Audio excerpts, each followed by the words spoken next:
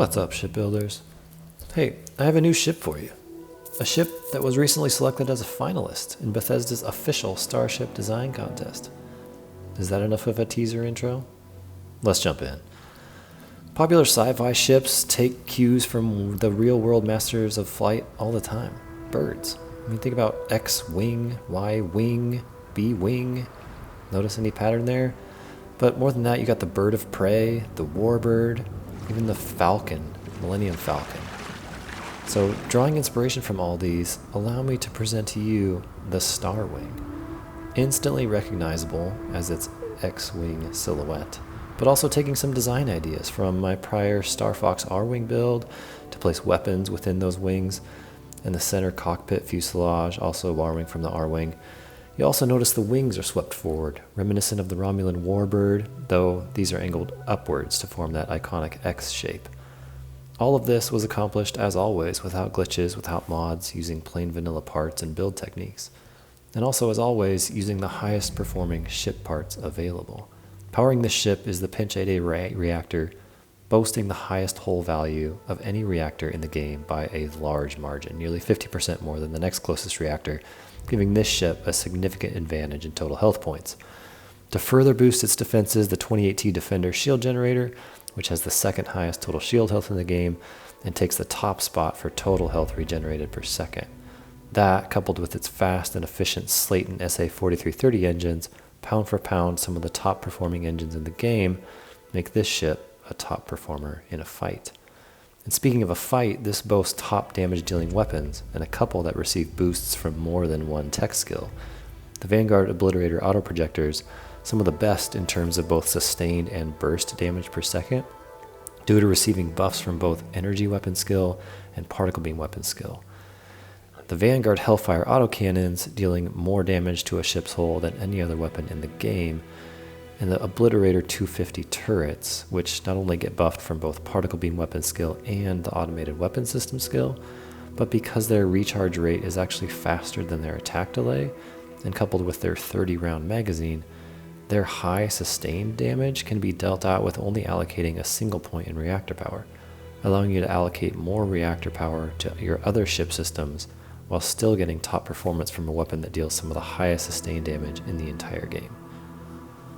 Now, of course, I want you to vote for this ship in Bethesda's contest. The winning ship will allegedly be featured in the game itself, which would be pretty cool.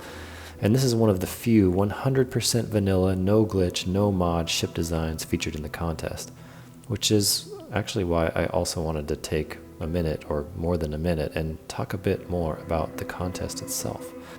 So this will hopefully be my one and only shameless plug. Vote for the Starwing. Vote for vanilla builds.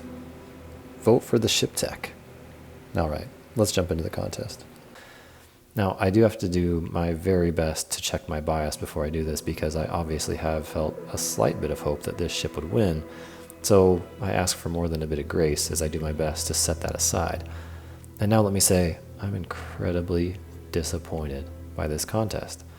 I was initially struggling to articulate just what I expected to see from the finalists. And again, I'm beyond thrilled that the Starwing was chosen. Please don't misunderstand, but do allow me to explain. As soon as the contest was announced, questions were raised throughout the community about what the rules were exactly. Could we use glitch build techniques? What about mods? And what did it mean that a ship could not have previously been published? None of these questions were answered. So, in that void, shipbuilders submitted their ships and waited.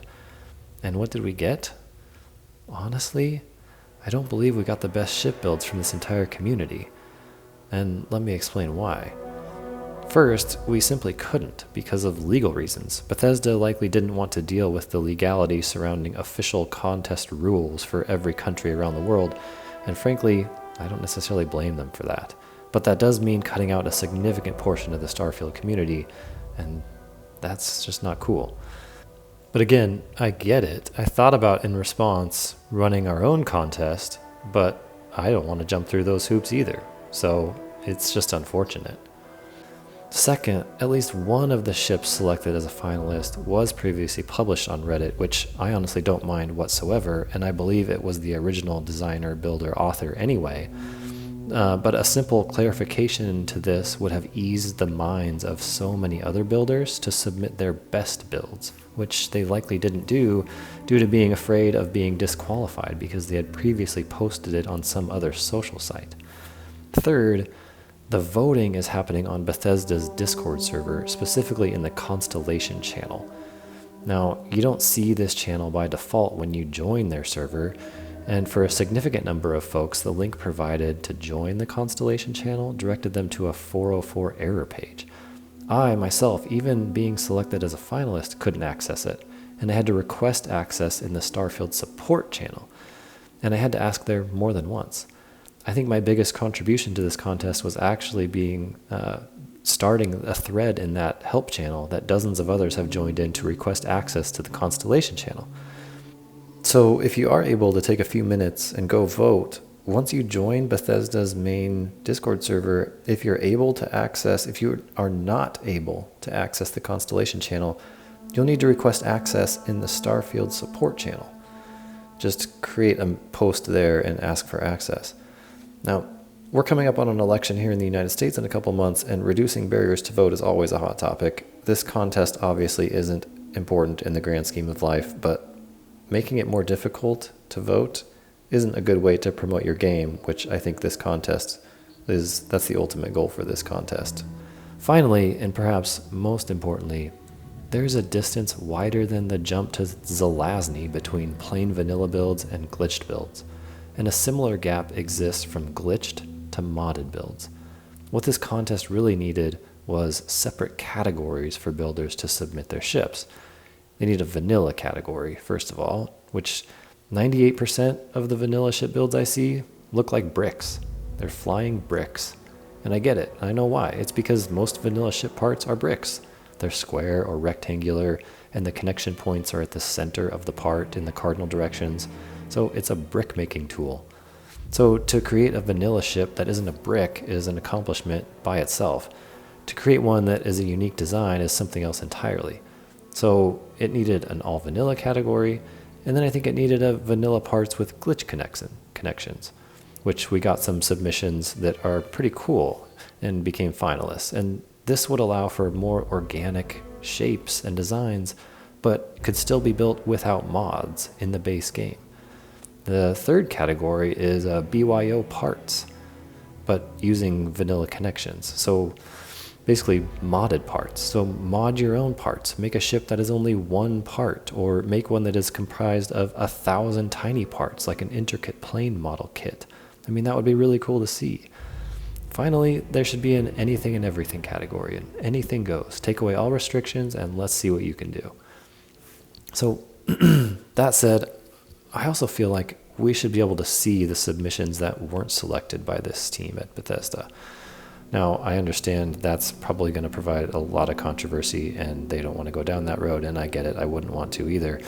But I am confident we're missing out on appreciating some incredible builds.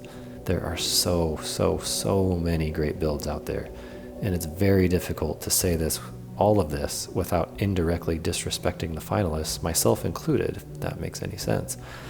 But I just want to highlight a few builds and builders that I have appreciated on Reddit in the past even just week or two. So take a look at a few of these. This first one by High Alpine Angler 74, which I love that name by the way, is one that was just posted to Reddit that I guess was entered in the shipbuilding contest but wasn't selected as a finalist. I mean, look at this build. This is what we're missing out on by not seeing all of the submissions. This is great. I mean, I know it's got mods, and they're using potentially some glitch connections. It's hard to tell, but definitely some flip part mods. But it's beautiful. I mean, it's a great design, great color scheme. It's just a great ship, and so I love to see more of these, even just to learn from, get inspiration from. This is a beautiful ship, well done. This next one by Raven1126. Raven actually submitted the popsicle build that's one of the finalists. But I mean, this one, in my opinion, just far exceeds that. It's absolutely beautiful for a asymmetrical ship. It's one of the best I have ever seen. I would love to be flying this through the settled systems. It's gorgeous. Of course, it's, modded glitch build, but absolutely stunning. I mean, to me, if we're having a modded build contest, this is absolutely a finalist. It's just absolutely beautiful. So just amazing. And then I don't think you can have a shipbuilding contest without mentioning a couple names. One is Chicken Square and the glitched ship builds that they do. I mean, just look at this. This puts iconic ships to shame. I mean, so I'm not sure if they entered a ship into this contest, but if there's a way that we could get some of these ships into the game as a mod that we could download, if I can help make that happen, reach out. These ships are just beautiful. They're pieces of art. And then the other one that needs to be mentioned is Hongoi, and I'm sure I'm pronouncing that wrong, but they have a way, and again, I know that these builds are predominantly glitched, modded builds, but they have a way of putting parts together that is not only aesthetically pleasing, but this just looks like these ships belong in the game. I mean, not only are they beautiful, but if you saw these flying around in the game, you'd think that they just fit. I think they weren't able to enter because they're not in the US or Canada, which again is a shame. But I mean, pick any of these and they'd be a finalist. I even think this one, the train build that is a finalist, probably indirectly or not, but a lot of the design looks very much like this build here. So again, we're just missing out on so many great builds. And then I do have to mention one last build, and this one is actually a vanilla build. So this stands out even more to me. I'm a sucker for vanilla builds, as you know.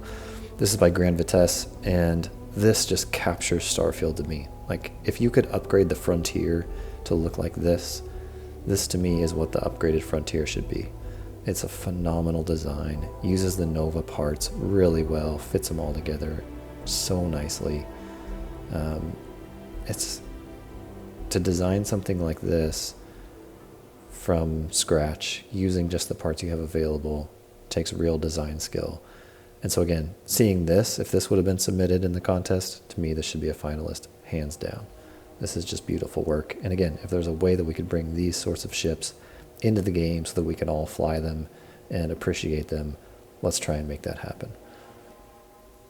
Now, I wanted to share these, and I'm sure I'm missing many incredible builders and incredible ship builds that exist out there, and I love to see them. Please share them in the comments. If you submitted a ship, share the ship that you submitted that didn't make the final selection.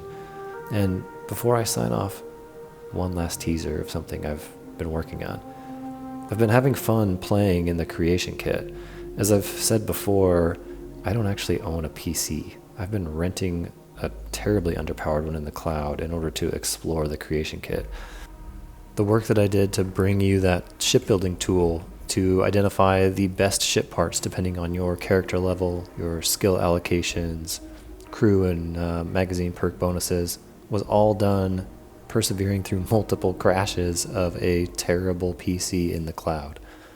This is just a terrible cloud machine, and as a result it often crashes because it's so bad and takes minutes to load anything at all, and so it's taken me a lot longer to do even simple tasks. Honestly, I'm running out of patience and not certain how much longer I'm going to keep working at this. When it does work, it's a lot of fun to actually create new objects and places and ships and experiences in the game. I had an outside hope that it would work a little better than it is, or I could find a way to get a better PC, but no luck so far. But I have been persevering a bit more to try to provide at least one more mod or update to my iconic ships mod, and some of the footage you've already seen in this video is from that effort, which I'm hoping to release in the near future. It will have some additional ships, but instead of taking over the Outpost landing pad vendor, which seems to conflict with some other mods that do the same, I've created my own vendor, a separate pad, and a separate world cell, and there's a few more surprises I'm hoping to build in as well. Until next time, keep building.